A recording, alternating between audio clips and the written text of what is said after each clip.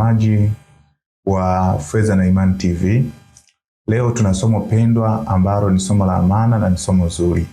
Somo linasema fahamu maana ya pesa na fedha. Kwa nini somo hili? Watu wengi kwenye hii dunia wanatafuta pesa na si fedha. Kwa sababu wengi hawajui maana ya pesa na hawajui maana ya fedha. Na hawajui kutofautisha kati ya fedha na pesa. Leo tutaelewa tofauti muhimu kati ya fedha na pesa, jambo ambalo wengi hushindwa kufahamu. Kabla ya kuendelea, mtazamaji wa Fedha na Imani TV, mambo haya muhimu ya kuzingatia katika hili somo. Mungu hakuumba pesa. Swali la kujiuliza, je, pesa ilitoka wapi?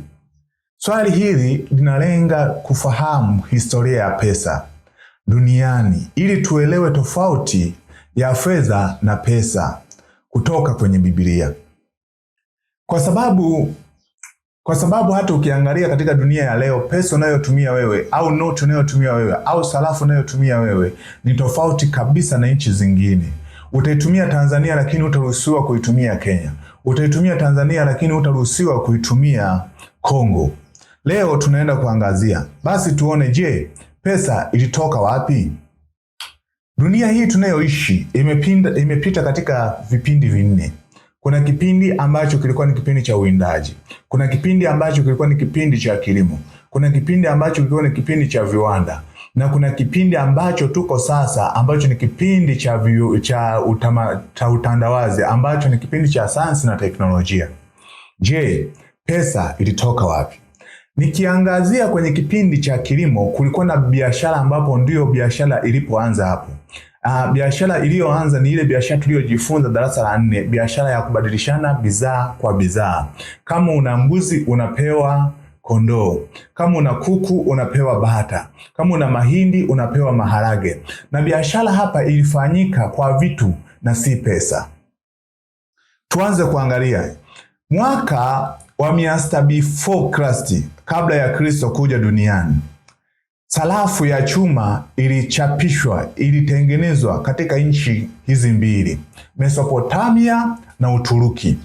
Lakini pesa ambayo tunaiona sisi ambayo ni ya noti, ambayo wanaita banknote, kuanzia karne ya 7 hadi karne ya 11 ilitengenezwa Tang Dynasty China. Lakini kwa sasa tunazo pesa ambazo tunaona ambazo ni za kidijitali, mfano M-Pesa, card benki, kadi hizi za mikopo watu wanatumia kulipia. Sasa tuangalie, je, Tanzania tumeanza kutumia lini pesa tunayotumia leo? Noti unayotumia leo, sarafu unazozitumia leo. Hebu tuanze kabla ya uhuru. Pesa tuliyotumia Tanzania ilikuwa sio pesa unayotumia leo. Tulitumia pesa iliyokuwa inaitwa shilingi ya Afrika, ambayo ilijulikana kwa jina rupia ya Afrika Mashariki. Lakini tarehe 14 Juni 1966, Benki Kuu ya Tanzania ilianza kutoa shilingi ya Tanzania, ambayo ilianza na senti ya 5, senti 20, senti 50 na shilingi 1. Ndipo tulipoanza. Na nikuulize sasa, unaweza ukajiuliza swali kwamba mpaka sasa hivi hizi senti 5, senti 20, senti shilingi 1, je, zipo? Walitumia mababu zetu, walitumia wazee wetu. Lakini kwa sasa pesa kila wakati inabadilika. Je, tujiulize swali, je, nini maana ya fedha sasa na pesa, ambapo ndipo sasa somo letu limejikita kwa siku ya leo. Pesa ni kifaa cha manunuzi kilichotengenezwa na nchi fulani chenye lebo ya nchi ili kurahisisha manunuzi. Kinatumika kisheria kwa makubaliano ya nchi. Kumbe maana yake ni kifaa ambacho kilitengenezwa na watu, kilitengenezwa na nchi fulani kwa ajili ya kurahisisha manunuzi na malipo. Hebu tuangalie pia maana ya fedha ili unielewe vizuri katika somo hili. Maana ya fedha inatoka katika Hagai 2 mstari wa 8 kwenye Biblia, ambayo inasema fedha na dhahabu ni mali ya Bwana. Maana ya fedha Kiebrania ina Kiebrania ni kesef, ambayo inamaanisha kitu chenye thamani ambacho hakibadiliki, ni universal duniani kote. Nisikilize, fedha si karatasi bali ni kipimo cha thamani. Sasa umeshaona vizuri kwamba pesa yenyewe ni kwa ajili ya manunuzi au kwa malipo, na imetengenezwa na nchi fulani na kuhalalishwa kisheria. Je, fedha unaweza ukaishika? Mtazamaji wa Fedha na Imani TV, fedha hauwezi ukaishika kwa sababu ni thamani. Fedha hauwezi ukaishika kwa sababu ni thamani. Sasa tuangalie sasa kwa siku ya leo kwamba je, ni kipi utafute kati ya pesa au fedha? Iko hivi, pesa ni matunda, lakini fedha ni mtunda, ni mti. Ukitaka kuwa na uhuru wa pesa, ongeza thamani yako kupitia kutatua changamoto za watu. Thamani yetu huongezeka unapotoa suluhisho kwenye changamoto za watu. Thamani yako upanda kwa watu kukuhitaji. Pesa ulionayo sasa hivi au kwa sasa ni matokeo ya thamani ulionayo kwa sasa kwa watu. Tumeona kwamba fedha ni thamani au ni kitu chenye thamani. Nikaja kuelewa kwamba kumbe unapoanza kutatua changamoto za watu, thamani yako ndipo unapoanza kupanda, na tunalipo kwa thamani zetu.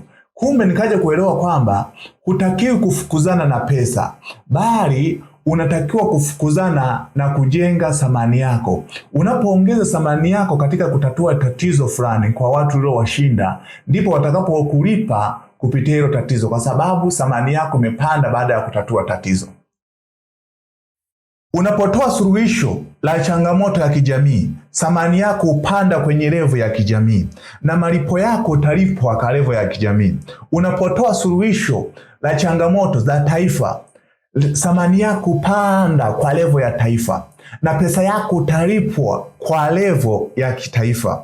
Unapotoa changamoto unapotatua changamoto ya kimataifa, thamani yako upanda kwa level ya kimataifa na pesa yako utalipwa kwa level ya kimataifa. Jitahidi kuongeza thamani kila eneo lako la kazi kupitia maarifa, ubunifu na ujuzi. Pesa ni matokeo ya thamani. Maskini huuliza, nitapataje pesa? Tajiri huuliza, nawezaje kutatua hii changamoto ili nipate pesa zaidi? Ni swali la kujiuliza, mtazamaji wa Fedha na Imani TV. Utakuja uelewe kwamba kumbe unapotatua changamoto, thamani yako inaongezeka kwa watu. Kumbe pesa unayoiona leo, pesa makaratasi, haikuwepo, bali kulikuwa na thamani. Kama thamani yako ni kubwa, basi na pesa yako itakuwa ni kubwa. Kama thamani yako ni ndogo, basi na pesa yako itakuwa ni ndogo. Tunaongeza thamani katika somo hili la leo. Tujifunze ni kwamba tunaongeza thamani tunapotatua changamoto za watu. Unapotatua changamoto za watu kubwa, basi na pesa yako itakuwa ni kubwa. Unapotatua changamoto za watu zikiwa ni ndogo, basi hata pesa na zenyewe zitakuwa ni kidogo.